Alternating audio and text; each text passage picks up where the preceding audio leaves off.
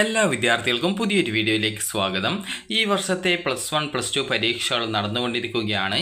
ഇനി +1 വിദ്യാർത്ഥികൾക്കുള്ള പരീക്ഷ എന്ന് പറയുന്നത് മാർച്ച് 20-ാം തീയതി വ്യാഴാഴ്ചയാണ്. വ്യാഴാഴ്ചയുള്ള പരീക്ഷ എന്ന് പറയുന്നത് ബയോളജി, ഇലക്ട്രോണിക്സ്, പൊളിറ്റിക്കൽ സയൻസ്, അതുപോലെ തന്നെ സംസ്കൃത സാഹിത്യ, അതുപോലെ കമ്പ്യൂട്ടർ ആപ്ലിക്കേഷൻ, ഇംഗ്ലീഷ് ലിറ്ററേച്ചർ എന്നിവയാണ്.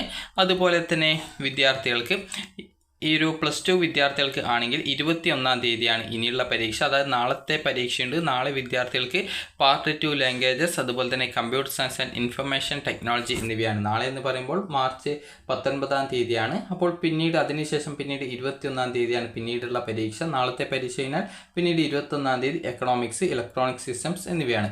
അപ്പോൾ +1 വിദ്യാർത്ഥികൾക്ക് പല വിദ്യാർത്ഥികൾക്കുമുള്ള ഡൗട്ട്സ് ആയിരിക്കും ബയോളജി പരീക്ഷയിൽ വിദ്യാർത്ഥികൾക്ക് എത്ര മാർക്ക് വാങ്ങിക്കണം എന്നുള്ളത്. അപ്പോൾ +1-ന്റെ ബയോളജി എന്ന് പറയുമ്പോൾ അത് +1 ഇംപ്രൂവ്മെൻ്റ് എഴുതുന്ന വിദ്യാർത്ഥികളുണ്ടാവും, അതുപോലെ തന്നെ കമ്പാർട്ട്മെൻ്റൽ വിഭാഗത്തിലുള്ള വിദ്യാർത്ഥികളുണ്ടാവും, അതുപോലെ തന്നെ ഈ ഒരു റെഗുലർ വിഭാഗം വിദ്യാർത്ഥികളുണ്ടാവും. റെഗുലർ എന്ന് പറഞ്ഞാൽ ആദ്യമായിട്ട് +1 പരീക്ഷ എഴുതുന്ന വിദ്യാർത്ഥികൾ, അല്ലെങ്കിൽ +2 പരീക്ഷ എഴുതുന്ന വിദ്യാർത്ഥികൾ, അതായത് ആദ്യമായിട്ട് എഴുതുന്ന വിദ്യാർത്ഥികളാണ്.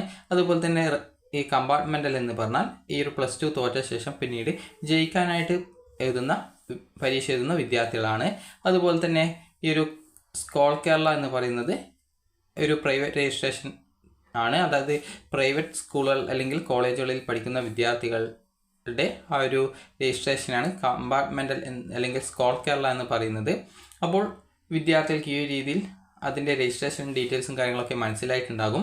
അപ്പോൾ വിദ്യാർത്ഥികൾക്ക് ഈ ഒരു 20-ാം തീയതി നടക്കുന്നത്, 20-ാം തീയതി വ്യാഴാഴ്ച നടക്കുന്ന പരീക്ഷ ബയോളജി, ഇലക്ട്രോണിക്സ്, അതുപോലെ തന്നെ പൊളിറ്റിക്കൽ സയൻസ്, അതുപോലെ തന്നെ സംസ്കൃത സാഹിത്യ, കമ്പ്യൂട്ടർ ആപ്ലിക്കേഷൻ, ഇംഗ്ലീഷ് ലിറ്ററേച്ചർ എന്നിവയാണ് +1 വിദ്യാർത്ഥികൾക്കുള്ള പരീക്ഷ.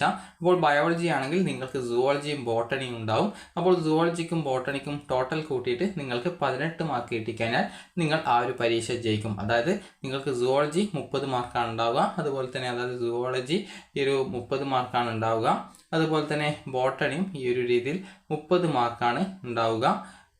ടോട്ടൽ 60-ലാണ് മാർക്ക് വരുന്നത്. അപ്പോൾ ഈ ഒരു 60 മാർക്കിൽ നിങ്ങൾക്ക് ഈ ഒരു ബോട്ടണിക്ക് കിട്ടിയതും സുവോളജിക്ക് കിട്ടിയ മാർക്കും ടോട്ടൽ കൂട്ടുന്ന സമയത്ത് നിങ്ങൾക്ക് 18 മാർക്കാണ് വേണ്ടത്. അപ്പോൾ ഇങ്ങനെ 18 മാർക്ക് കിട്ടിക്കഴിഞ്ഞാൽ നിങ്ങൾ ജയിക്കും. അതുപോലെ തന്നെ നിങ്ങൾക്ക് 18-ന്റെ ഡബിൾ, അതായത് 36 മാർക്ക് നിങ്ങൾക്ക് ഈ ഒരു സുവോളജിക്കും ബോട്ടണിക്കും രണ്ടും കൂടി ടോട്ടൽ കൂട്ടുന്ന സമയത്ത് 36 കിട്ടിയിട്ടുണ്ടെങ്കിൽ ഡബിൾ പാസ് മാർക്ക് കിട്ടും.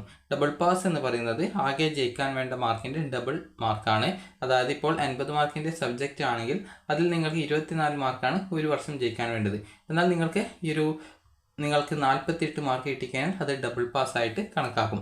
അതുപോലെ തന്നെ 60 മാർക്കിൻ്റെ സബ്ജക്റ്റ് ആണെങ്കിൽ അതിൽ നിങ്ങൾക്ക് 18 മാർക്കാണ് ജയിക്കാനായിട്ട് വേണ്ടത്. എന്നാൽ നിങ്ങൾക്ക് അതിൽ 36 മാർക്ക് കിട്ടിക്കഴിഞ്ഞാൽ അത് ഡബിൾ പാസ് ആയിട്ട് കണക്കാക്കും.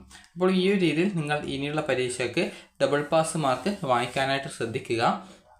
അപ്പോൾ വിദ്യാർത്ഥികൾക്ക് ഈ ഒരു വീഡിയോ ഉപകാരപ്രദമായിട്ടുണ്ടെന്ന് കരുതുന്നു. അപ്പോൾ വിദ്യാർത്ഥികൾ നന്നായിട്ട് പഠിച്ച് പരീക്ഷ എഴുതാനായിട്ട് ശ്രദ്ധിക്കുക. അപ്പോൾ ഈ ഒരു വീഡിയോ നിങ്ങൾക്ക് ഉപകാരപ്രദമായിട്ടുണ്ടെങ്കിൽ ലൈക്ക് ചെയ്യുക, ഷെയർ ചെയ്യുക. Thank you for watching.